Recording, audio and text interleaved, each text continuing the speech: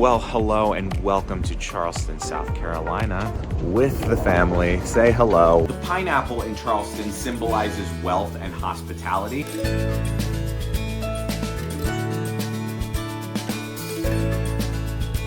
Two signers of the U.S. Constitution are buried. Okay, so now we're on King Street. What do you do on King Street? We look because it's too damn expensive to buy anything. Woven basket things made out of palm leaves.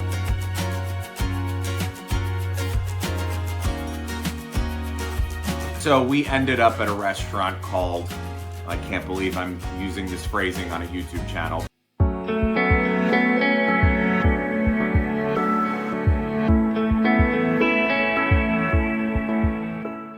One, two, three. Here we go.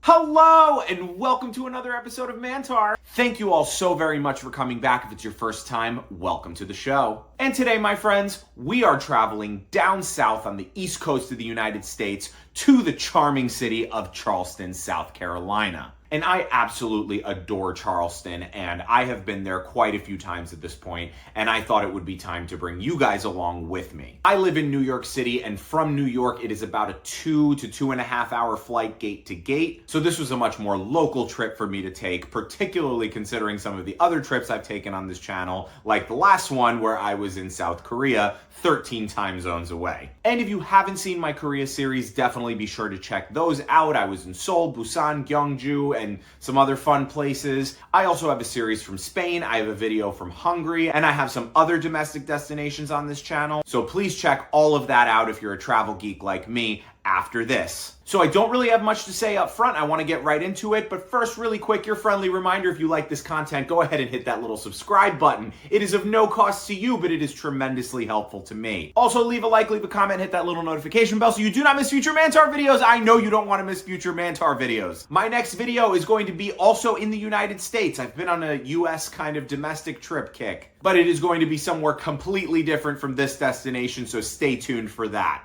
So, without any further ado, here is my experience in Charleston, South Carolina in November 2024 on the latest episode of Mantar Global, starting right now.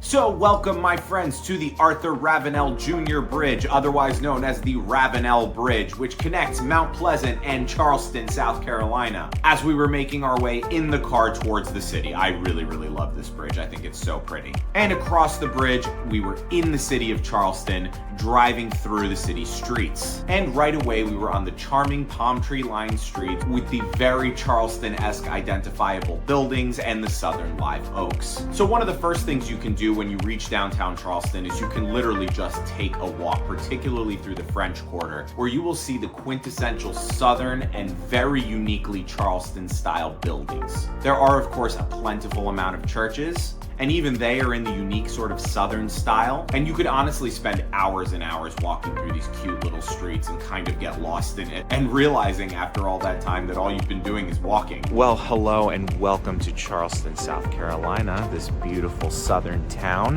which is right near where my folks live. So we are taking a day. It is the Thanksgiving weekend. I have no idea when this video is actually gonna populate on YouTube, but we are here in Charleston with the family. Say hello. Welcome back to the channel, Mom and Dad. Welcome back. They are old hats at the channel now. And so I have a hat. And he has a hat. So we are gonna just spend the day here.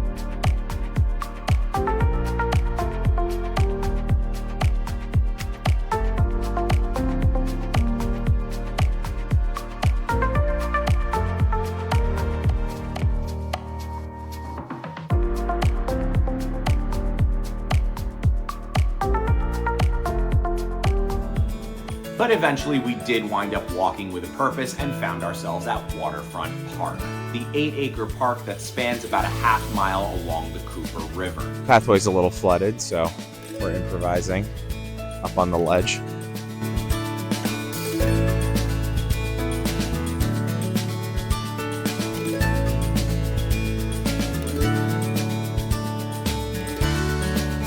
in Waterfront Park is the famous pineapple fountain. The pineapple in Charleston symbolizes wealth and hospitality, and it's a great spot to get your picture taken in front of.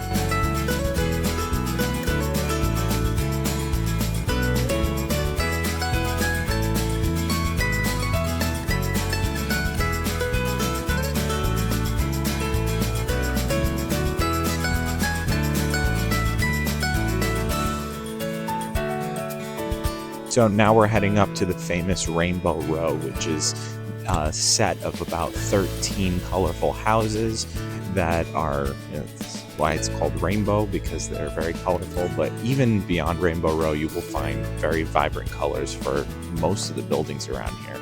But let's take you to the famous spot. So yes, Rainbow Row is a famous row of colorful buildings in Charleston, but honestly, as you've probably seen already through this video, basically like all the buildings are like bright and colorful. It's one of my favorite things about Charleston is like the colorfulness of the buildings. So many cities are just like gray and silver and steel. Charleston is just so full of color. I love that about that city. And a lot of the houses in Charleston also have signage on the outside that describes the history of those houses, which I think is super, super cool. We don't have anything like that in New York. Well, I guess we probably do in some like historical sites, but not like just on a random person's house. So that's great.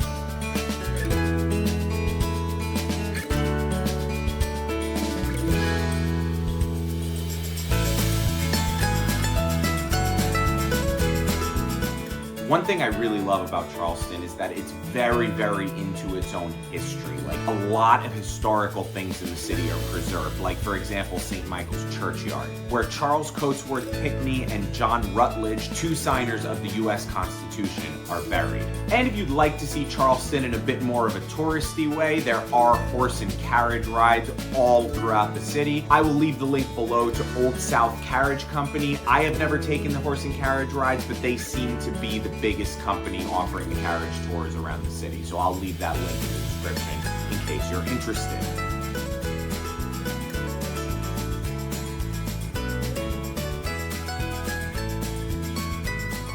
Okay, so now we're on King Street, main thoroughfare in Charleston, shopping, things like that. I don't know, you guys live here. What do you do on King Street? We look because it's too damn expensive to buy anything. Touche. I think we're gonna I think today we're gonna also look because it's too damn expensive to buy anything. What did you say? We act like we own it, is what we do. Okay, there we go. So we're gonna window shop. So yes, King Street has all the shopping. Like I said, we're not trying to spend a lot of money, so we were window shopping. But look at all the great stuff they have down that street.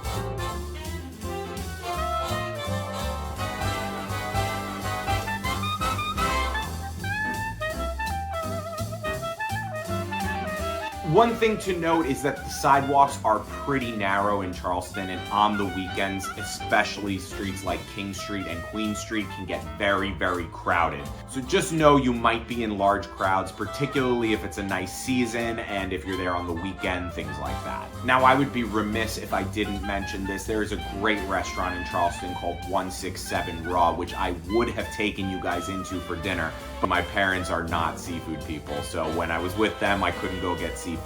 But that is a high recommendation from me. If you are in Charleston and you like seafood, check out 167 Raw. I will leave their website in the description. Excellent, excellent seafood. And the next stop on our tour is Charleston City Market, which is a gigantic market that was actually established in the 1790s and spans 4 city blocks of Charleston. The market takes you from Meeting Street to East Bay Street, which is close to the waterfront, and it's basically akin to a flea market type situation. They sell a lot of jewelry, crafts, there's some t-shirt stands. They also sell these woven basket things made out of palm leaves, which is something that I've only ever seen in Charleston. So it seems to be a uniquely Charleston type thing. It may be in other cities in the South, I'm not sure, but you definitely don't see that up north. And fun fact, my current wallet is actually a purchase of the Charleston City Market. I bought it, I think, 2 years ago now, but I did buy it at one of the stands at the Charleston City Market when I was there a couple of years ago. So, fun fact, they do sell wallets.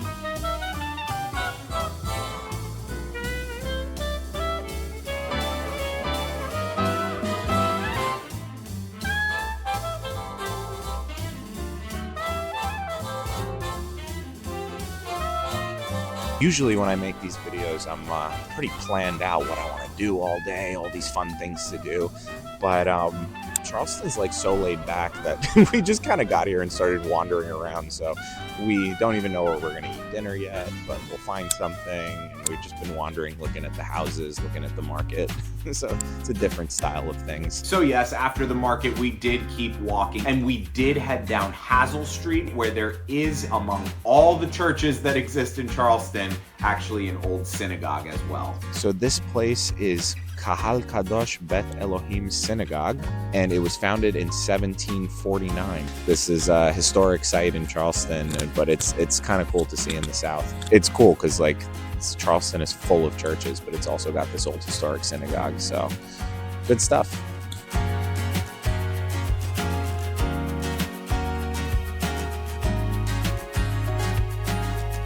And yes, in fact, there was a church directly across the street from the synagogue. So, lest anybody think there's a shortage of churches in Charleston, there is not. There's the one synagogue, but there's churches everywhere.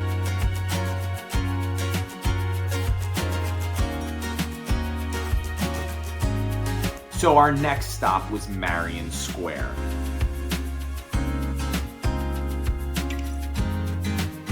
And welcome to Marion Square, the big green space in Charleston. Beautiful little park. I've been here before. I don't know what that is in the background, but I think it's like a war something. I'll Google it. I'll tell you on the back end. But I think it has something to do with the Revolutionary War. Because everything here is about like the British and, keeping the British out. And there was a fortress here and all kinds of stuff. So it's like a Revolutionary War type place, but now it's a beautiful park. And look, they're already getting ready for Christmas. I'm sure that tree behind me lights up. So very cute, very green spacey. So a multitude of things I got wrong in that video. The first is that pink building behind me is actually called the Old Citadel, and it was built in 1829, so not the Revolutionary War. And the Citadel in various points throughout history has been used for the US Army. It also was used for the Confederate Army during the Civil War. So it was like a military installation, but it changed hands a few times over the course of history. And there's the pineapple again, wealth and hospitality. But otherwise, Marion Square is now basically used as a green space, and it is used frequently by students of the College of Charleston because the campus is nearby. And if it's a nice day, I'm sure it's a great place to just stretch out on the lawn. We didn't have great weather. It was a little bit cold, but it's not cold very much of the year in Charleston. It's pretty much warm from like March through November. So lots and lots of nice days I'm sure you could spend out on the lawn. And just like that, it was getting late, so it was time for dinner. So as I was alluding to before, Charleston is very, very famous for its seafood restaurants, but my parents don't eat seafood, so we had to find somewhere else to go and eat. So we ended up at a restaurant called, I can't believe I'm using this phrasing on a YouTube channel, but the restaurant was called Well Hung. I believe that they're referring to grapes hanging in the vineyards for all of you dirty-minded people out there. We gotta eat here.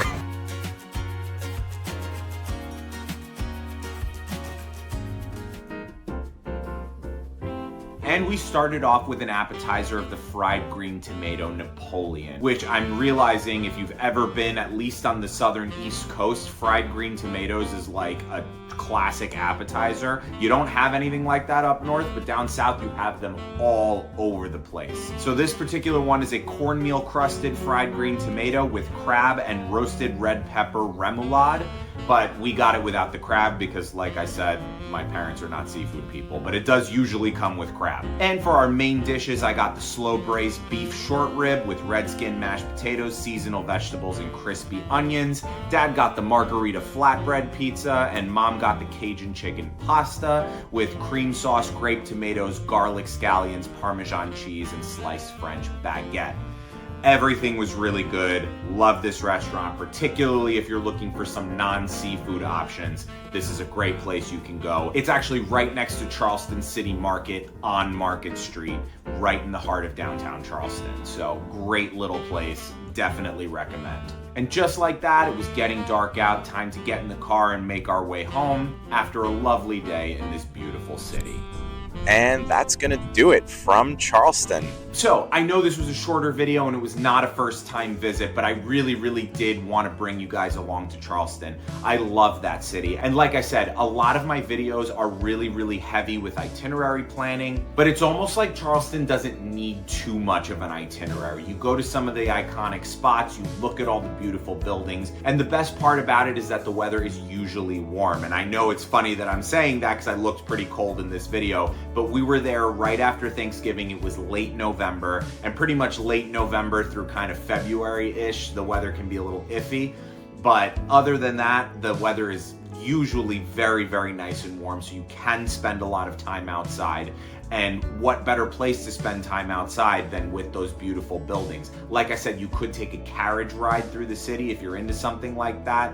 It feels quintessentially Southern to do something like that, and you can get taken around and look at all the beautiful buildings, and you'll have a guide on one of those, so they'll be able to explain more about the city. If you're into seafood, it's plentiful, it's everywhere. Like I said, my recommendation is 167 Raw. That's a place that I went when I wasn't with my parents, obviously, because they don't eat seafood. But there are also museums and historical sites. If you're into something like that, you can definitely do that. People are so nice and people are laid back. And even though it's a city, it's definitely a city. And like I said, it can get crowded on the weekends.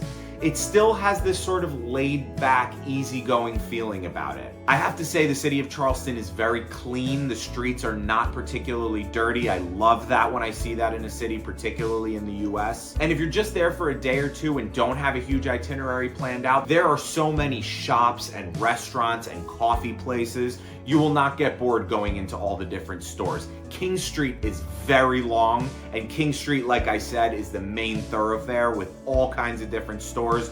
One time I was down there, and I forget if this place was on King Street or not, but there was a beautiful art gallery. There's definitely things like that down there. Don't miss the Charleston City Market. You can get a nice souvenir. Maybe you want one of those palm woven baskets, or maybe you just want a t-shirt that says Charleston on it. I should have worn my t-shirt that says Charleston. I have one of those. I totally forgot to wear it for this, but my little Charleston t-shirt, this was bought at the Charleston City Market. Hello, Matt. I should have worn this shirt for the video.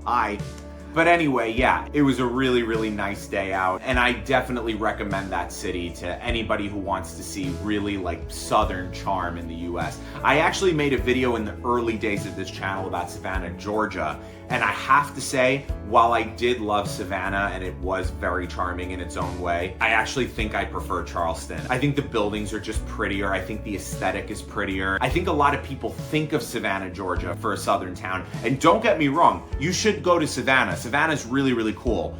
But I don't know, my heart, something about Charleston really just warms my heart. So I hope that you have the same experience if you go down there. If you've ever been to Charleston, leave a comment down below. Let me know what you thought about it, and maybe there were some places you went, maybe some museums, things like that that I didn't get to. Let me know your thoughts on the city. If you've been to both Charleston and Savannah, am I making a fair comparison? What do you think? Do you guys like Savannah more than Charleston? I'd be interested to know. But at any rate, whether you prefer Savannah, Georgia or Charleston, South Carolina, they're both great cities to visit, and I definitely recommend Charleston.